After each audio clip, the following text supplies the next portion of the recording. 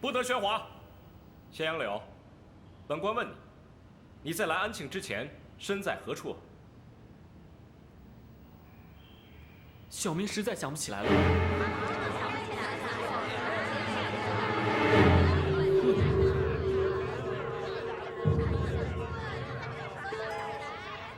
1年以前的事情，如何会想不起来？小民行走江湖，靠手艺吃饭，走过多少码头，真的难以一一想起。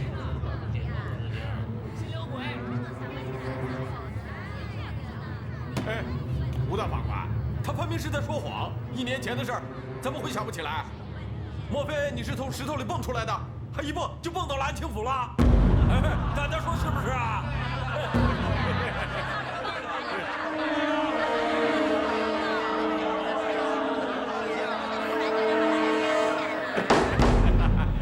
肃静！哎，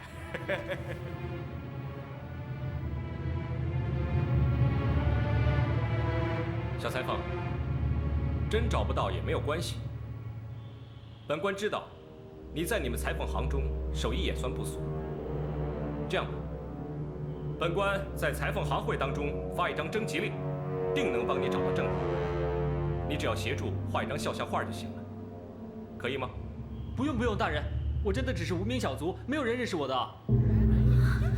怎么回事啊？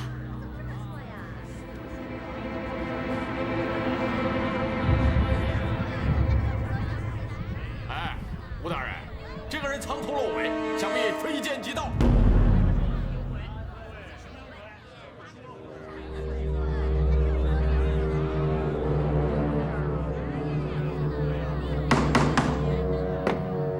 刘建雄，法律面前只讲证据，不听想必。哎，那他怎么拿不出证据，说他在小寡妇的丈夫死之前并不认识小寡妇呢？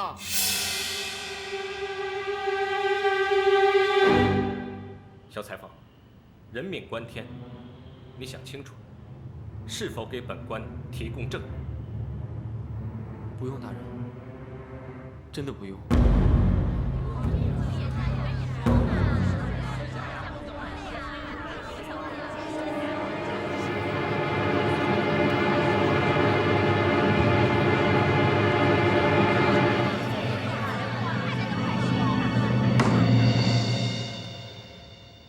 那好吧，把这2个人带回警察局的大牢。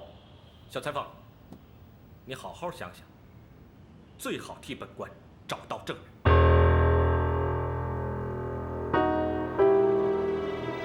带走。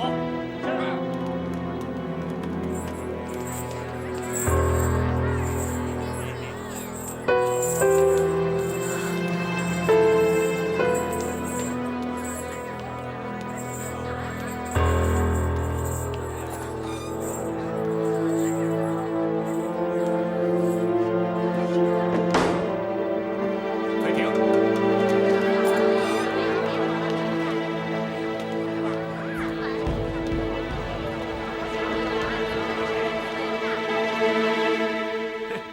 我就说嘛，笔杆子哪能斗过枪杆子？你胡局长关的人犯，他吴宇生哪敢放？你还没看出来吗？今天帮了我们的，正是小裁缝。哎，怎么会呢？吴宇生本来想指望小裁缝指出证人，他就可以当庭宣布释放。你没看见他连李清泉都给搬出来了吗？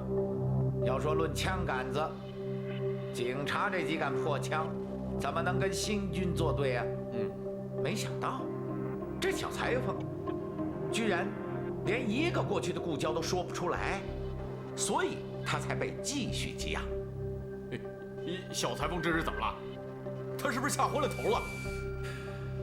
据我的经验，小裁缝宁肯背着这黑锅，也不敢说出自己的来路。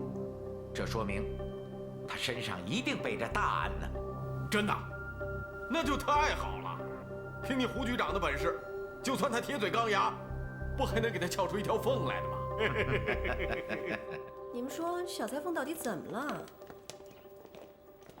小裁缝以往的经历中，肯定有什么不可告人的秘密。现在我们该怎么办呢？就算他不说，我也自有办法。就是，这点小事情难不倒雨生。你们别忘了，他是宋教仁先生的高徒，江南第一法官。黄梅儿，现在是时间问题，要委屈他们2人再吃几天牢饭了。小裁缝也真是的，随便什么人都能请他喝酒，给他点教训没什么坏处。欧阳姐，他平时不是这样的，他真的欠林老板的情还不了。瞧你，现在就护着他了，以后有你的苦头吃了。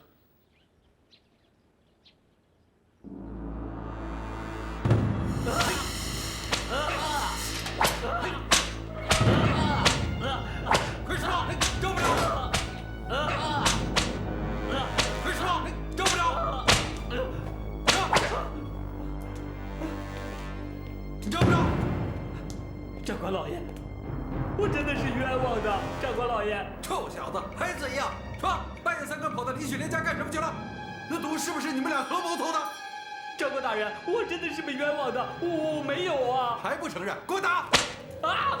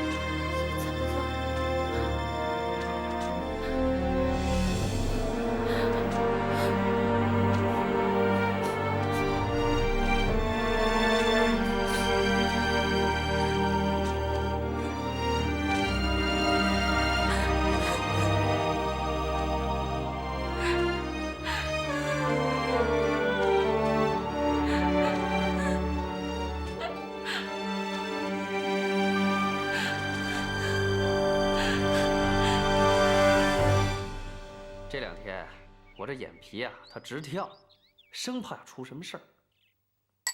害怕了？既然做了，我怕什么？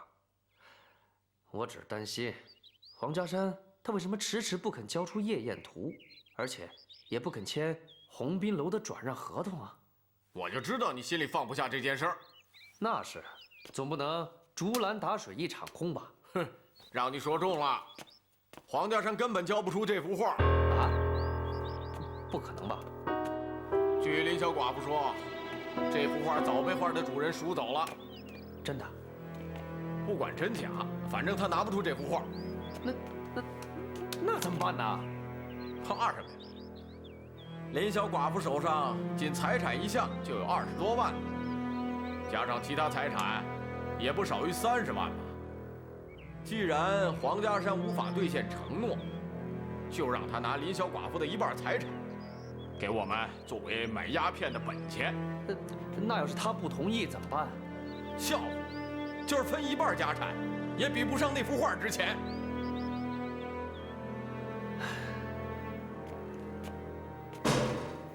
少奶奶，他们也太狠了，怎么把你打成这样啊？什么打的？我自个儿撞的。走走走走走。都是那个姓谢的小裁缝，他要是在法庭上说出真相，你还用得着受这份罪呀？疼不疼？没事。他不说，也就是有他的难处，你就别埋怨他了。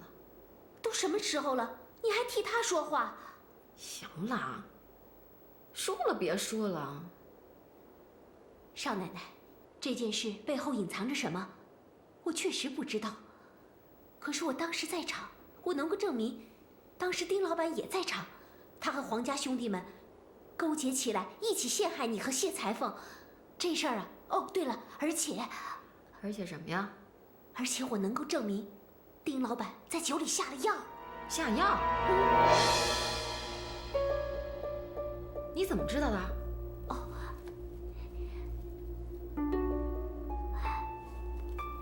您看看这是什么？这个是您和谢老板当天被带走之后，我在桌子上面发现的。您看，这分明就是丁老板的，一定是他走得急，忘了拿。不就是个鼻烟壶吗？他一向都有吸鼻烟的习惯啊。哎，您闻闻。啊？什么味儿？一股怪味儿，不像是烟料。您猜猜，这里面装的什么？什么？这个呀，是迷药。迷药？嗯。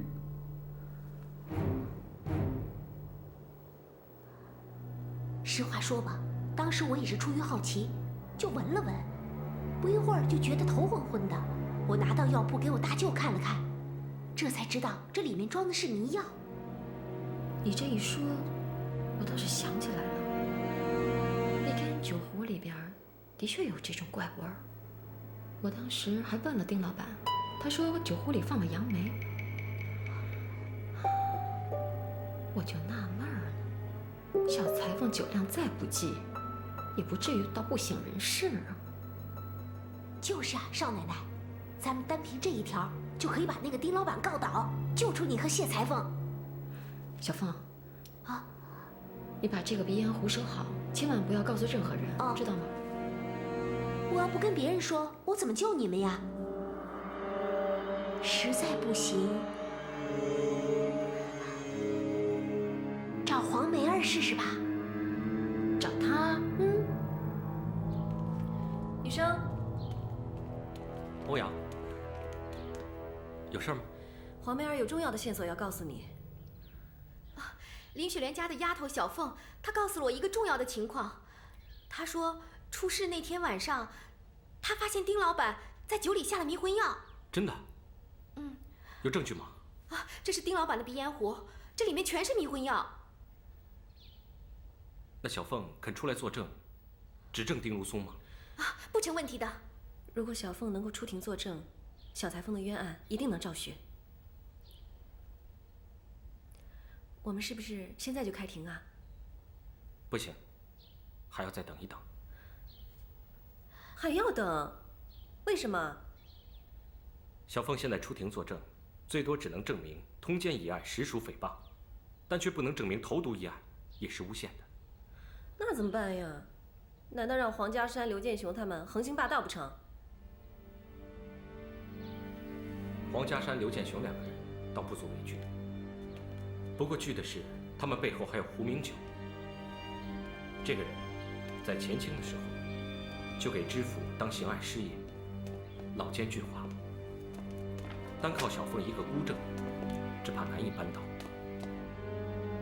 不过没关系，我从上海请来了法医专家，不久就要到达安庆，到时候希望能从死者的遗骸上面通过科学的手段证明并非毒物害死，这样林雪莲和小裁缝就能彻底昭雪了。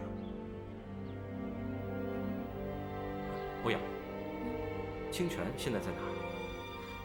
在营中舞刀弄枪，操练他的新军呢。那这样吧，我去营里找他一趟。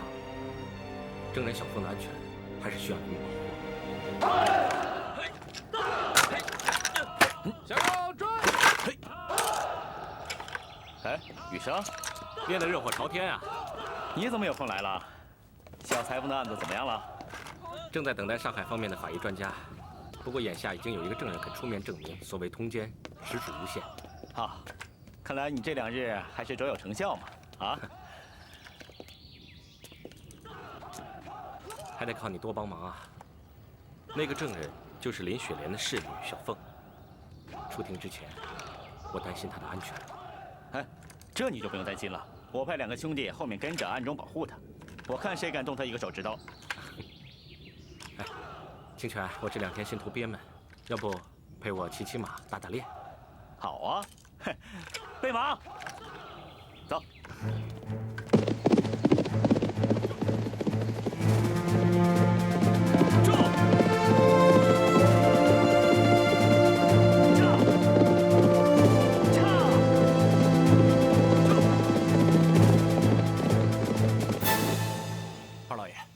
要找的人已经找好了。此人身手怎么样啊？此人前清时就靠刺客为生，枪法百步穿杨。不如我把他约到府上来，您见赏一面。不，你先不要把他带到府上来。周顺，你今天晚上在城外找个僻静的地方，先考考他。是。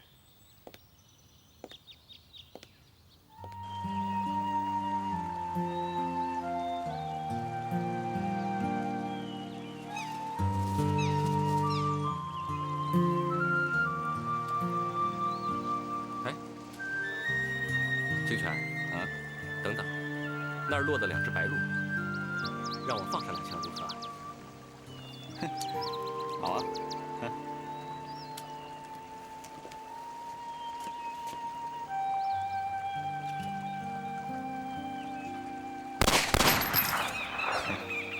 ，1枪都没打中，好像中了1枪吧？不可能，我这眼睛赛不鹰眼，要是打中了，它怎么会飞起来呀？啊？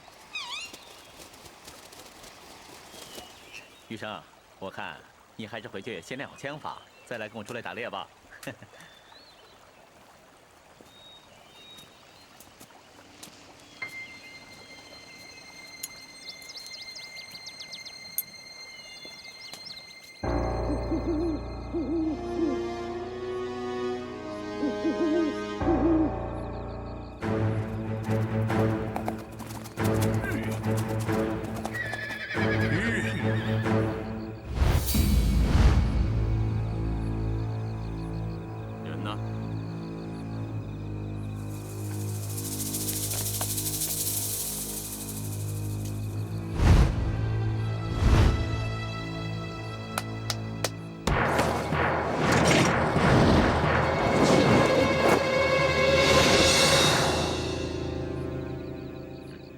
二老爷，这就是我说的那个人，邢贵城邢大哥，江湖人称百步穿杨。江湖上有很多传言，其实都是虚张声势。他说你能百步穿杨，今天在我面前能否露一手啊？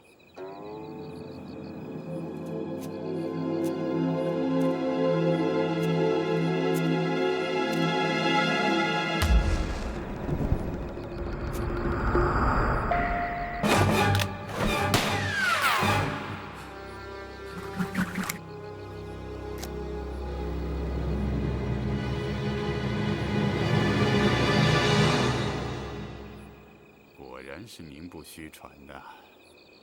好。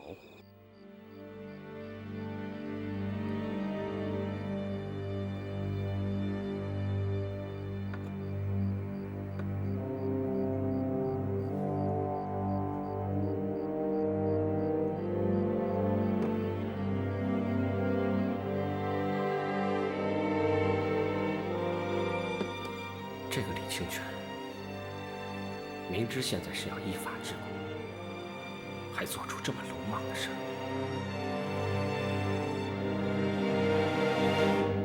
邢英雄，你怎么不问问我，让你去对付的人他是干什么的？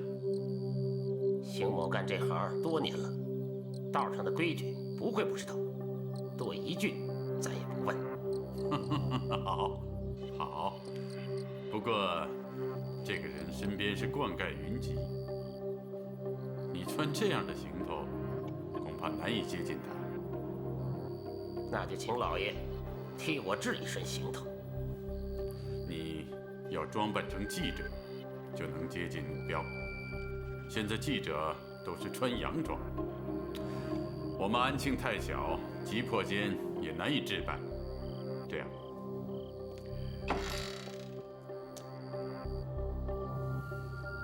你穿上这身行头。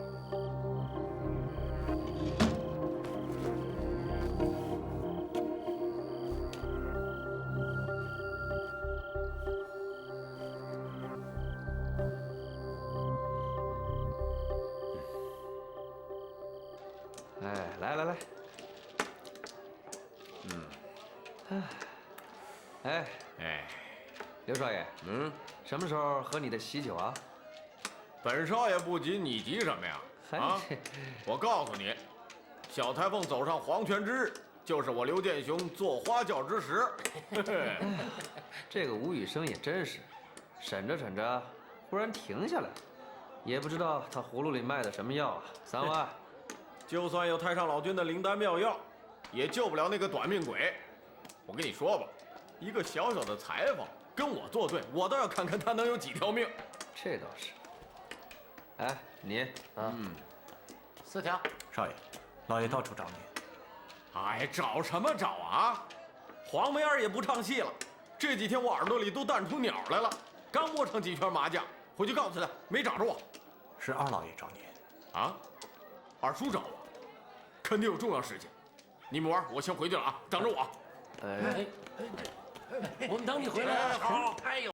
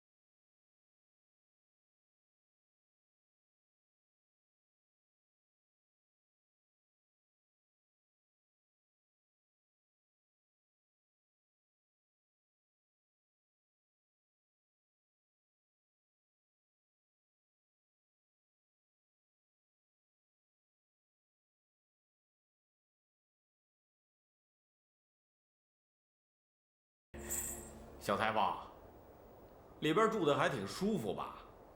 柳少爷说笑了，还是本少爷好，不嫌弃你这戴罪之身，反过来照顾你的生意，帮忙做身洋装。是少爷穿吗？不是我穿，是别人穿。那做不了。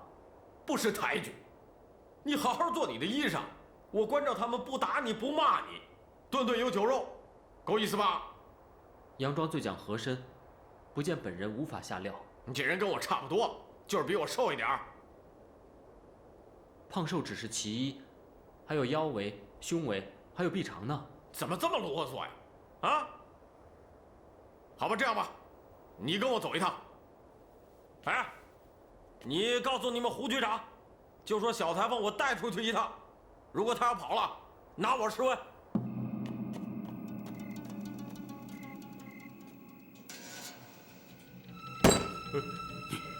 你怎么把小裁缝带到这儿来了？二叔有所不知，做洋装很讲究，不见本人无法开检。那好吧，不过你一定要告诉他，此事他不能告诉任何人，不然他就没命了。二叔，小裁缝没几日活头了。去吧。哎。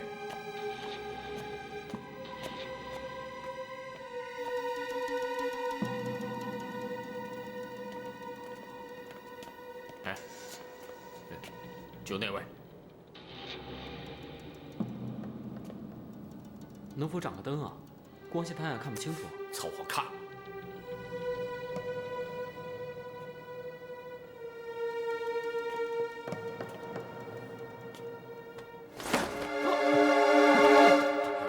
谁让你动手动脚？这客人肩膀一高一低，好像有伤啊。哎，量好了吗？好了。我店里有现成的英国毛料，今天赶个夜车，明天就可以交货。好，我现在跟你去拿。这个也好大手劲儿啊！我看他都浑身发冷。王美儿，你也不用太着急了。上海方面的法医不久就要到来，到时候不怕真相不浮出水面。等到那个法医到了就好了，那么官司就一定能够打赢的。小裁缝明摆着不是个投毒害命的人。王美儿，你也不要把事情想象的那么简单。现在我们缺少一名得力的律师，再加上胡明九在幕后捣鬼，我怕他们会强词夺理，混淆黑白。有你在，他们还敢狡辩啊？我是司法官，作为一名法官，我必须保持中立。有时候我明知道他们是在强词夺理，但我也不方便出言驳斥。我要不是法官就好了，就可以做你们的律师，到时候让他们见识一下吴某的唇枪舌剑。哼，我看啊，你再厉害也是耍嘴皮子，也不如我这枪杆子好使。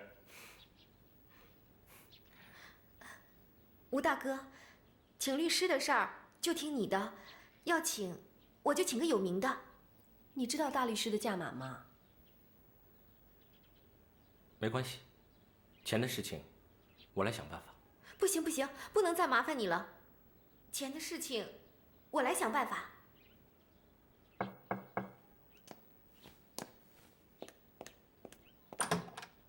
哎，欧阳校长，我家少爷在吗？在，进来吧。哎，吴文，怎么了？少爷，上海来的加急电报。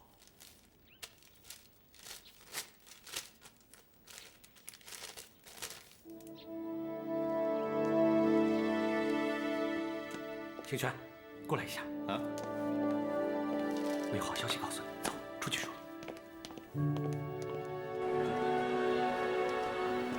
哪里来的电报？你这么清楚？是宋教仁先生。先生说他即日就要从上海北上，要集各界人士，强迫袁世凯迁都南京。这倒是好事啊。还有一件事儿，纵火案的事儿也有眉目了。哦，真是好事成双啊！啊，只怕对于李兄来说，并非好事儿。你什么意思？这颗子弹壳是我在现场发现的。据目击者说，纵火者是以子弹壳中的火药引燃火油。这颗呢，是那天咱们俩打猎的时候从你枪里射出来的。你看，这弹壳底部批号完全一致。看来你一直还是在怀疑我。李兄啊，新军大多装备的是前膛枪，只有你这营管使用新式手枪。这种子弹，在安庆可以说只有你一个人能拥有。怎么着？难道现在就要拿人吗？不，李兄啊，我给你3天时间，我希望你来向我自首吧。你就这么有信心啊？难道你不怕我跑了？李兄视新军如命，怎么会一跑了之呢？好吧，余生，我就喜欢明人不做暗事。你判我罪，我还一样拿你当朋友。走。你真的有办法筹钱啊？我可以用这些年我的积蓄。就你那点辛苦钱，根本就凑不够请大律师的费用。你还是让雨生替你想办法吧。他已经帮了我很多忙了，这是我自己的事情，不能再麻烦他了。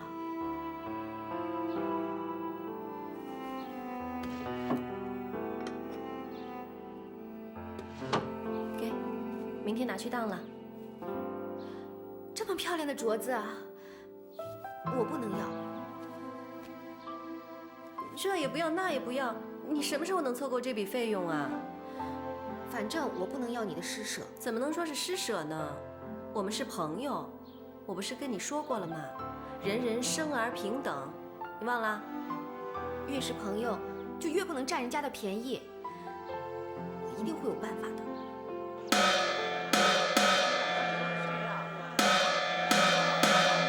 各位乡亲，各位乡亲父老，乡亲父老，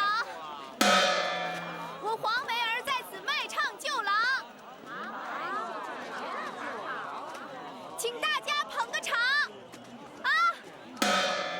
黄梅姑娘，你要救的是不是姓谢的裁缝？正是谢杨柳。哎，黄梅姑娘，你真是有情有义啊！好。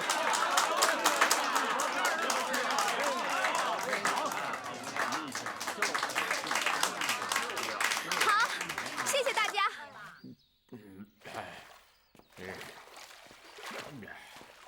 少爷，啊，黄梅儿在大石子料场的卖唱呢。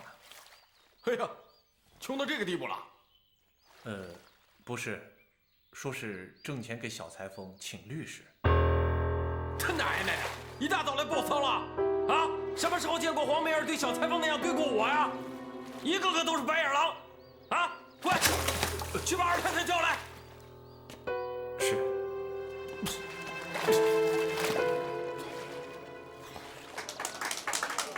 今天我就给大家来一曲《女驸马》。哎呀！为救李郎离家园，睡了黄榜中状元，中状元黄梅儿，师姐，你。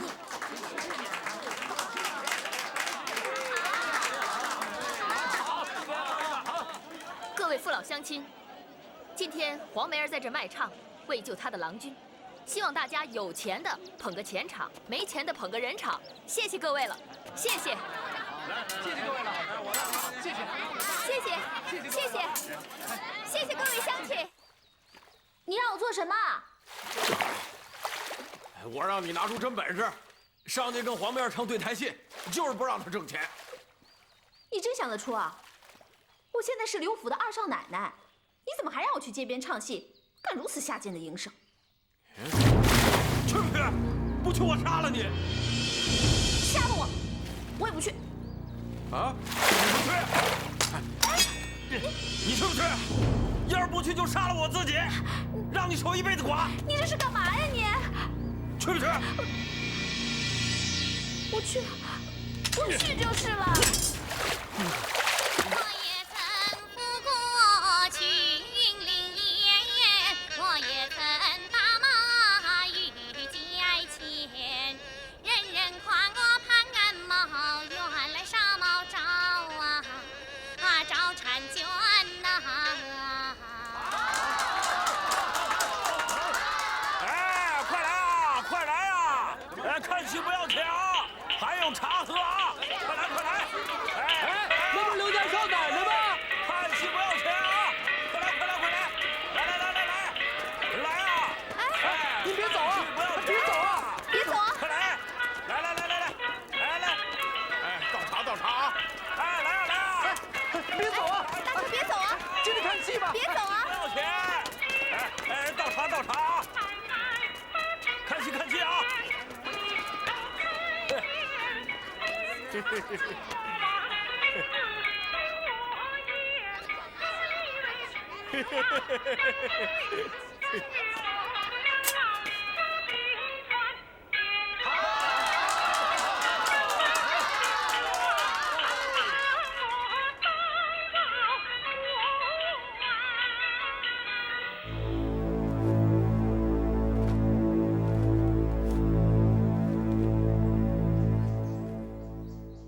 邢英雄，你火速前往上海，到了那边以后，自然会有人接应你。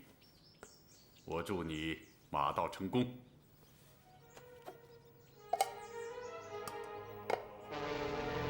1913年3月20日晚10点45分，宋教仁来到上海火车北站的检票口，他应袁世凯的邀请，准备前往北京。此时突然响起了3声枪响，宋教仁被子弹击中，倒在了血泊中。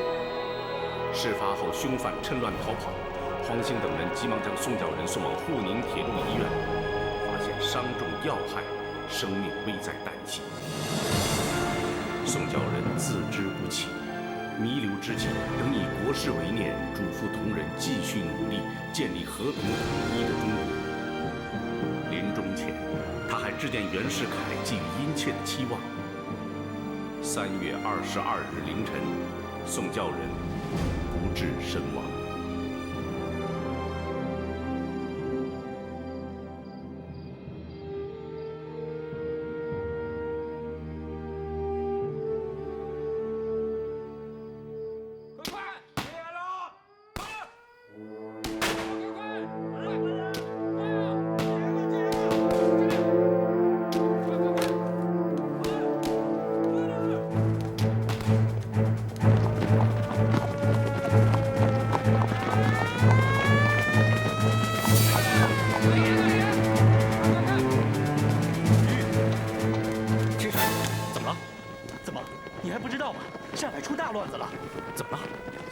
先生被人刺杀了。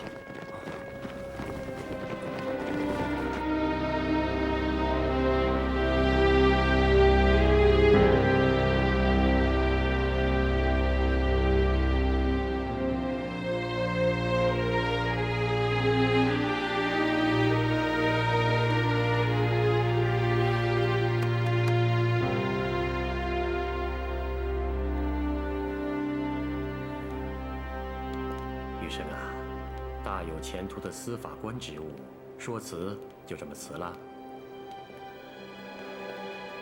金大人是同盟会前辈，晚辈不敢相瞒。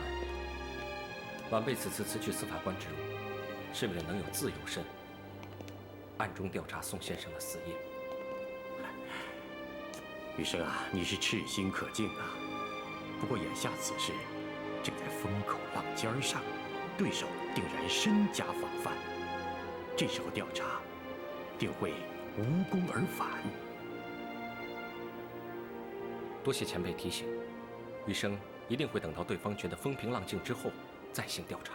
还有，这个案子里有着天大的干系，你若声明了辞职调查此事，只怕不等出手就为对手所害呀！啊，所以依我看，你辞职的缘故，还要找个借口啊。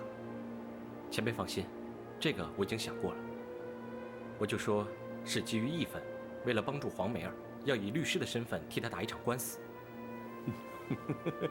哎呀，好啊，年轻人风流倜傥，冲冠一怒为红颜，这倒也说得过去啊。有什么难事，尽管来找我啊。多谢金大人。升旗，敬礼。